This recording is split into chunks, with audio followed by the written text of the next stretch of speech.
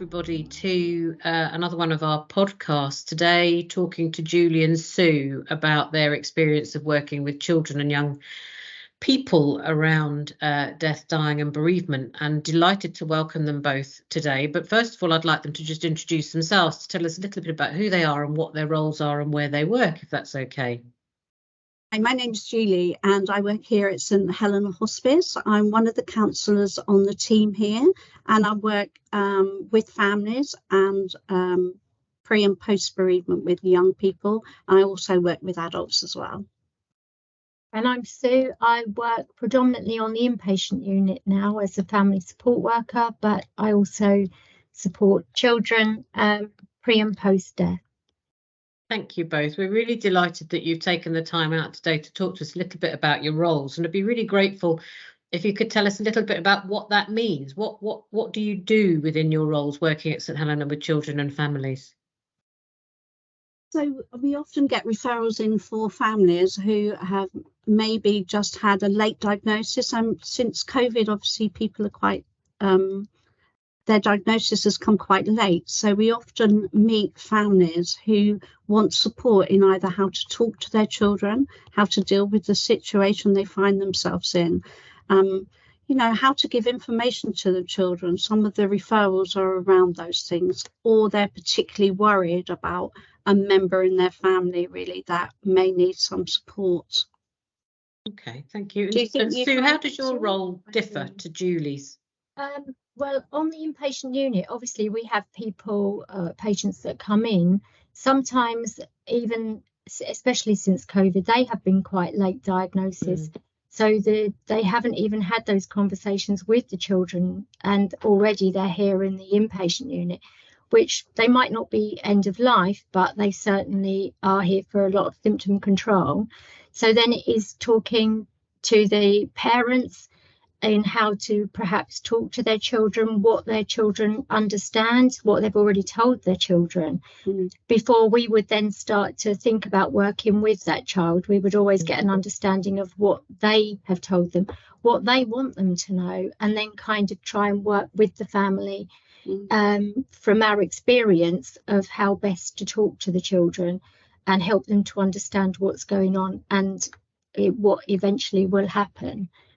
So that's kind of part of what. Also, I do have referrals like Julie that come through from the community to support parents and children.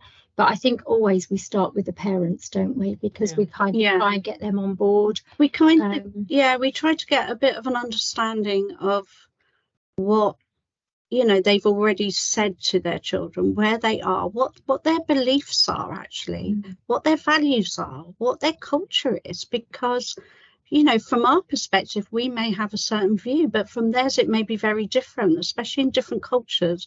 So a kind of like an understanding of the starting point of what they want from us. And then if we then go on to work with the child, it's going to be one of the things I always start with is, what do they know? What is their understanding of the situation? Not what have they already heard. Yes, because they may well have heard things that the parents might not have necessarily told them, I suppose, Julie and Sue. So once you've had that conversation with the parents, both of you, how would you then start a conversation with the child? Would you see them alone or with the parents, or does that vary depending on the circumstances? Yeah, it varies depending on the circumstances, and lots of children, like teenagers, may be more reluctant to engage, or they may want to come. It depends. Every family is unique and every family is very different. Some parents still want to protect their children and they don't want their children to know anything at all. And they feel that their children don't know anything, but their children are picking up signals all the time. Young little infants pick up signals all the time that there is something wrong. They may not be able to verbalize that. 5-6-year-olds will pick up. They'll think, Mummy wasn't very well today. She stayed in bed all day. So they're picking up on signals, they're overhearing conversations. And if you don't give children information, they come up with something completely different, which may be far worse than they're actually seeing. So giving information to children, timely interventions for children, they're the most important things we can do to enable them to try and make sense of where they are. And I think sometimes they do it to protect the child. So, for an example, I've worked with a family where they told the children that daddy had a poorly tummy, and the children were really acting out, and I saw them as a family without dad. Just the mum brought the two children in saying, you know, I need some help. You know, we always wait till there's changes in behaviour almost, don't we, before we might work with them on a one-to-one. But it was because the little girl, she actually ran out of the room and I went to find her. She'd been having tummy aches because she was so worried about daddy, but she thought she was going to become as poorly as daddy because she was having. So I think it's sometimes the parents are doing it to protect, but actually a little bit more information and naming what that actually that illness is a real help. And using really precise language, very simple language, not over elaborating things. Children can only take in a certain amount of information before they become distracted, especially if it's like sad news. They can only take a little bit in at a time. I think there's a lovely piece of research out there that was done in 2022, and I think it was Steve Marshall up at the King's College in London. And he was saying what they found from that research is children need agency. They want to know things. We should be telling them things. They want to be included. Lots of these children are in caring roles, and actually they could be sometimes not the main carer, but in a real caring role. And we need to take that information from that research really seriously about what we can offer to children, because they do get missed out.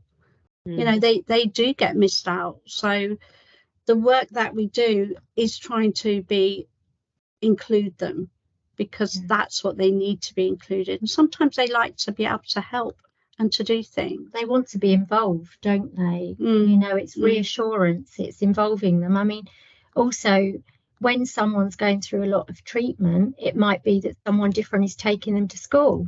And another family I worked with, the little child was just so upset every day, not because mum was going off to have chemotherapy or radiotherapy, but because the person that was taking him to school was always late.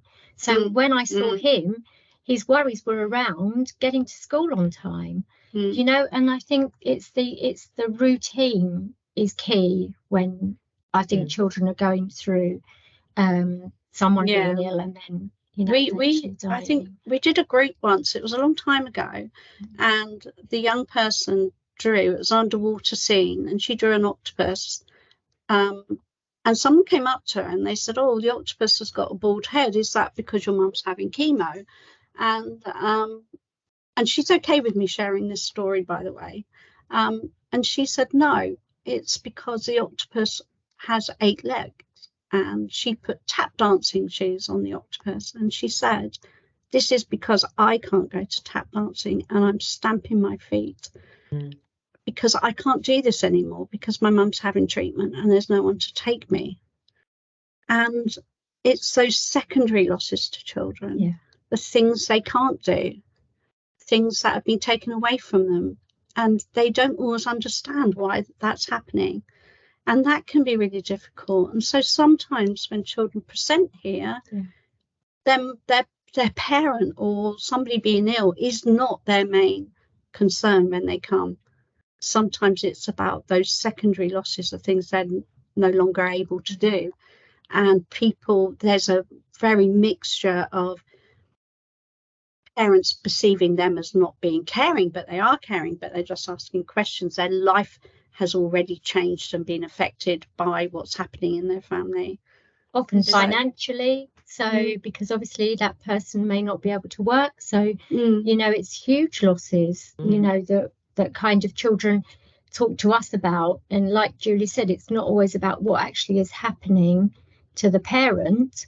It's, you know, what else is going on within the house. And, you know, mum or dad might be sleeping downstairs now. Yeah. It's all changed. They have to be really quiet because they're always asleep, you know, and like Julie said, they can't always go to their clubs or football, or, you know, so it's all of these other things that I don't think that will really impact on their lives, and they're unable to talk about them sometimes because, you know, their conversations get muddled. Sometimes we meet families all together and try and talk about what's going on. Maybe that can be quite difficult at times, but that is a really good way of finding out perhaps what's going on in the family, or picking up signals, or being able to give some guidance. So so a lot of our work is advice to parents about talking to the children first, isn't it? How they've spoken to them, maybe just advising them, maybe that, you know, it might be better to word it this way as opposed to what they've already said to them.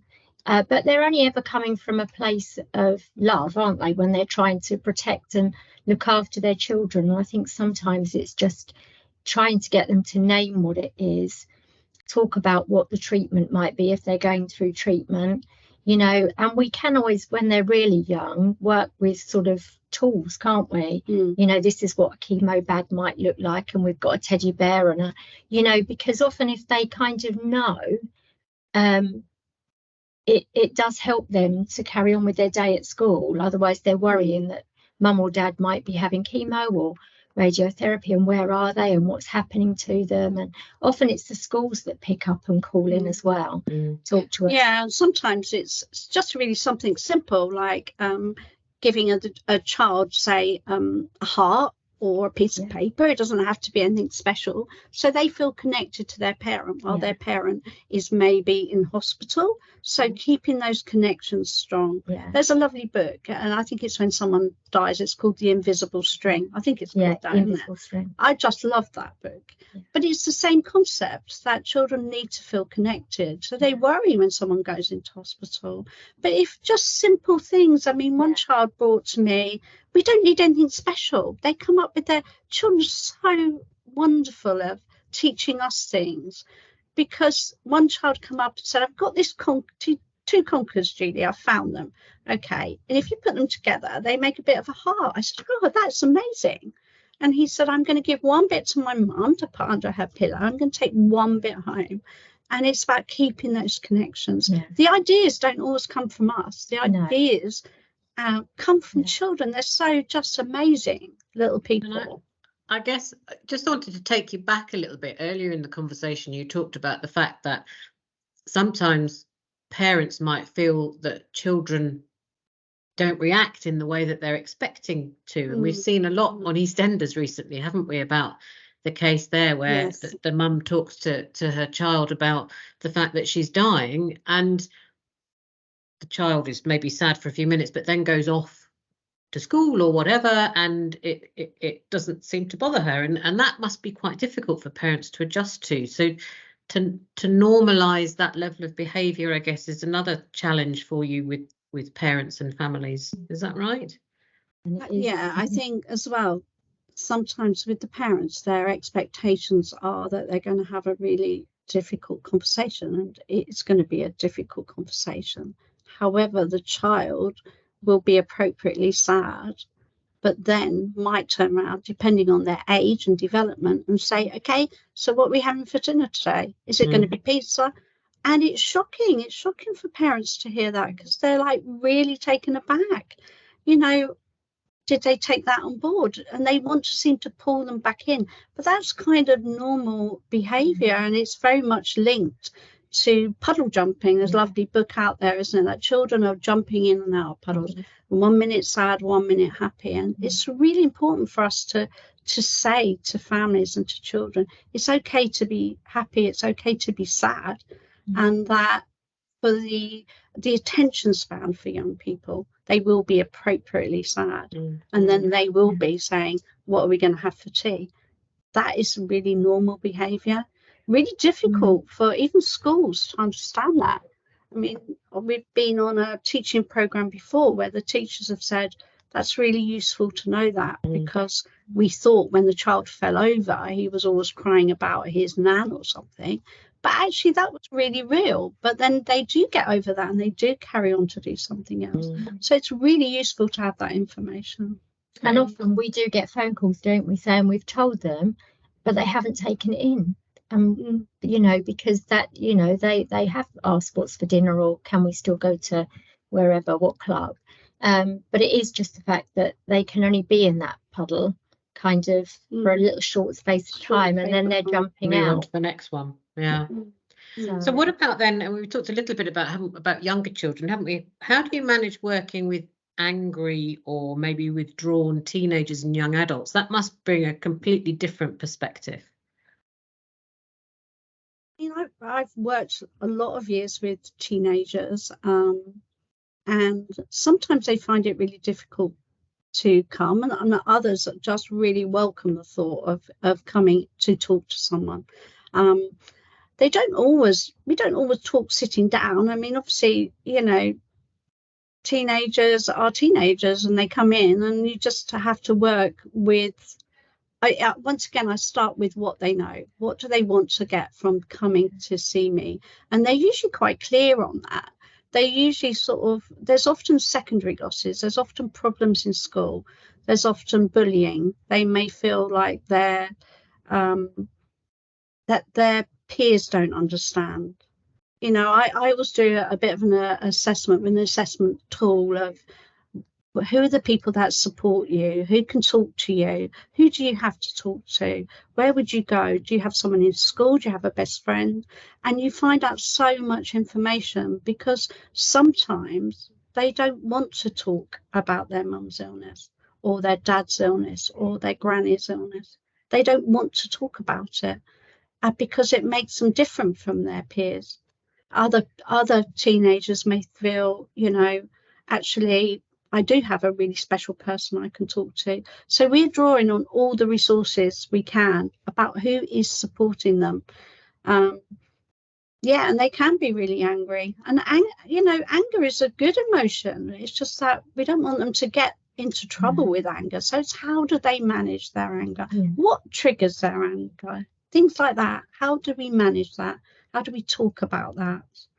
What are they going to do with that, in a way? You know, how we sometimes, you know, just from a counselling perspective, I might try and separate it. What does that anger look like? What would you say to it? Did it catch you by surprise? Is it sitting on your shoulder? Is it screaming in your ear? There's lots of ways we work with children and young people, you know, teenagers especially. I mean, they're amazing because they get some bad press sometimes, don't they? But they are amazing.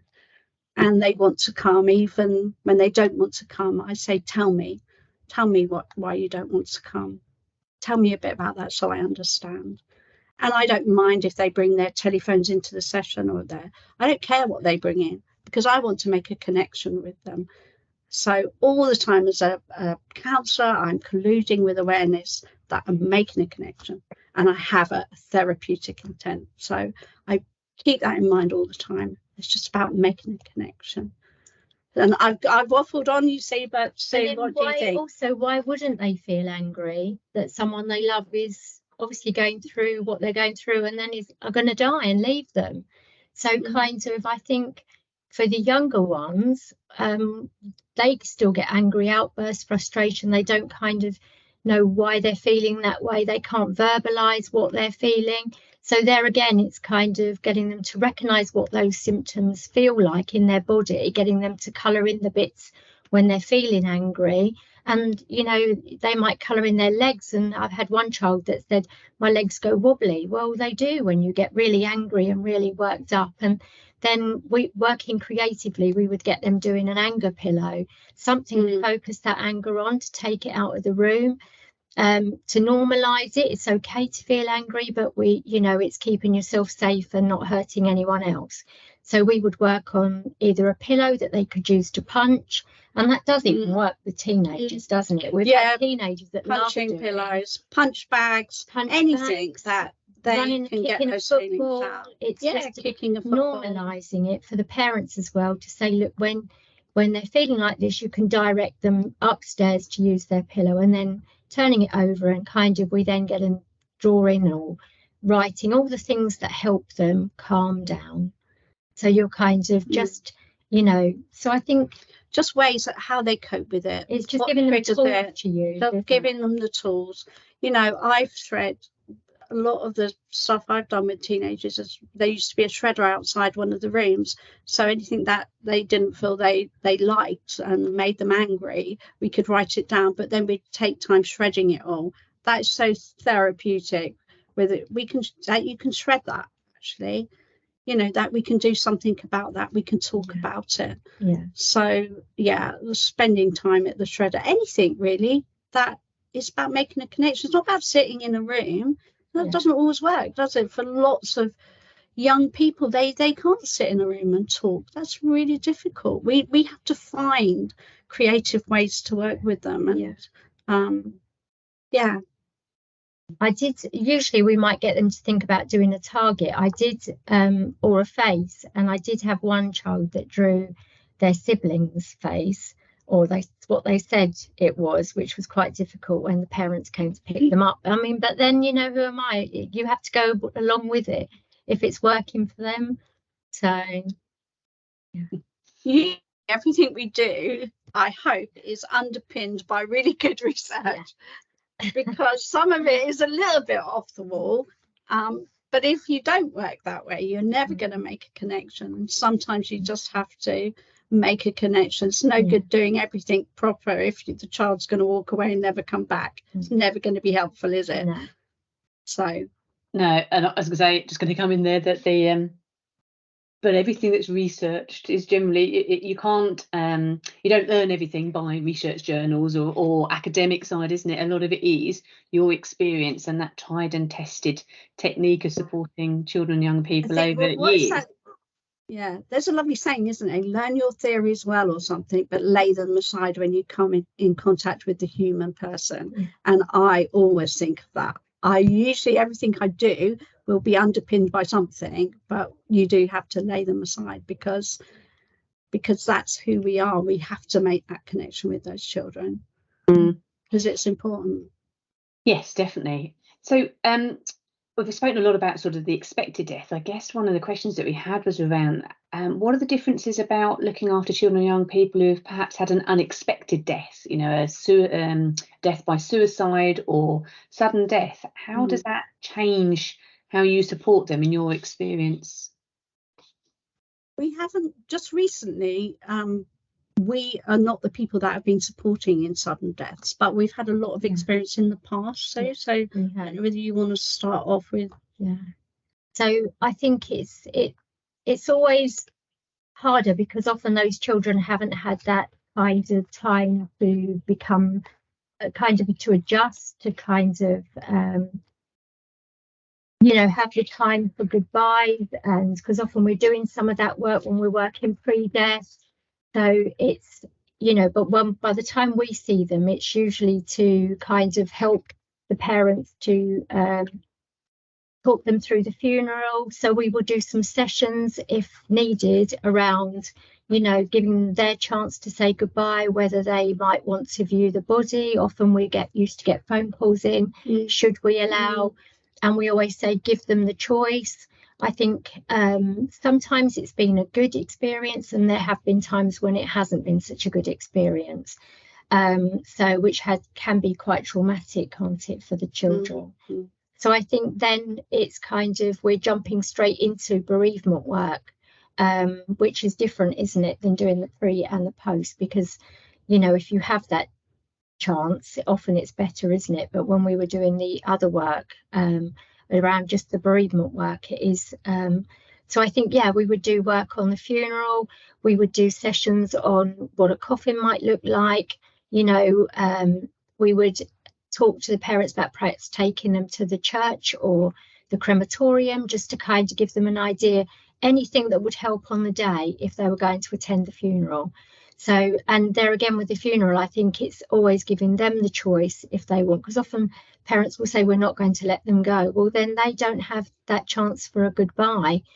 So, that kind of often does then have its difficulties, I think, later on. So I think there's a lot of advice there, and then we would work with the children into that bereavement, and we would start pieces of work. But there again, there's no one set way of working with any particular child with a bereavement. It's what they're coming with. We kind of do an assessment to see what their worries might be, what their questions might be, you know, how they're feeling, what they're presenting with any changes in their behaviour. Often the parents will ring in and say, the school have rung, they're really angry, they're getting into fights, or they've become really withdrawn. They might regress. So often they might start bedwetting. It could be talking in baby talk. So there's lots of different ways we would try and work with that before we even started with what was going on with the bereavement, wouldn't we?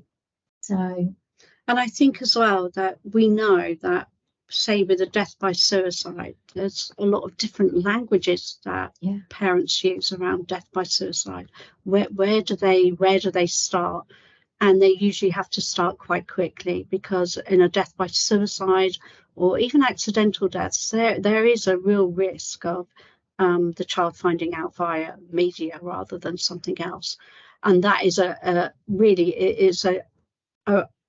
risk that perhaps people don't think about. And so usually it's about taking a moment and taking some time out to speak to your child in very simple language, and starting with really small steps, especially when it's a death by suicide. Suicide brings up questions. Suicide always brings up things like what ifs and if onlys. If only I'd have done that. You don't want a child to end up blaming themselves. Sometimes the children we've supported have had an argument with the person just before they've died. That is, you know, that's often happened. I've worked with children where that has been the case, and that's a massive thing to be left with. So in those really early days, Sue has said, like, sometimes in the past, we've given advice about, you know, maybe the child may want to go and, you know, view the body, and you have to think about what that child is going to go through, what they need to be prepared for, what they're going to see maybe, or all of those things that we're doing. But that information needs to be given to the child in step-by-step bites, and it will need to be, you know, straightforward language. And what is suicide? It just may be the children are going to have questions, but it's going to always depend on their developmental age of how we talk to them, you know, what we think their understanding is, and timing. But not before bed. Yeah, or, all those times that when the parents talk to children. And so, you know, there are organisations out there that can support families through that first suicide. You know, if something's happened, they're there to try and support them. And all these things come up, how are we going to tell the children? But they should do it sooner rather than later, because they will hear things. And because sometimes it's quite, it could be in the papers, there could be police involved, there's all these other things going on around it. So we have to be mindful of where our involvement is, you know. And often parents will talk, their children will hear, and then we've had times when the children have found out anyway, because other children have kind of told them, because they've heard it from their parents. So, yeah, definitely. And I guess, as you quite rightly said, with social media nowadays, nothing is private for long, is it? It's everything is out there, so it is an added everything challenge. is out there. Yeah, and tell them that, you know, just tell them the person's died, and they're better to hear that if it's from someone that they trust. All those kind of things that you would normally do. Find the right time, you know, and say that you have something very sad to tell them. Yeah, thank you. Just sort of coming to the end of the podcast, I guess, are there any other little really handy hints that you want to tell us about, so that, you know, we can go forward as both professionals or parents of children and young people? Is there anything that you think, I haven't said that yet and I really need to? Okay. Well, I think that I think it's 1, 2, 3. I think it's 6 little things that they say children need, which is information, involvement, reassurance, support, and a safe place to explore their feelings. They're the key things that children actually need, I think, whatever the age, don't you? Yeah, and they need to feel included. And included, yeah. So, you know, their children apparently, you know, have said to people that when they feel included, that makes them feel more valuable. They don't want to be missed out. We need to talk about their emotions, whether they're right or wrong, it doesn't matter. We need to talk to them about their emotions. We need to choose times to talk to them. You know, I think these are really important things. Information giving, keep it short and simple, unlike we have today. But keep it short, because they're the things that we know. And children can only manage a little bit at a time. They do bite-sized pieces is what they say, isn't it? Bite-sized pieces. So all of those things I think would be helpful. And children want their voices heard. I think one of the things that one of my clients said here at the hospice with her story, this is a place where children's voices could be heard. And I think that was really powerful, that they are important enough to have their views heard. And I think that is one of the most important things to take away. They have something to say. I think that's a great place to end the conversation, because that message, loud and clear, is clearly really important, Julie and Sue. So thank you so much for joining us this morning and for sharing your experience with us and all your wisdom. It's been nice to talk to you both. Thank you for having us. It's lovely to talk about that work. So thank you.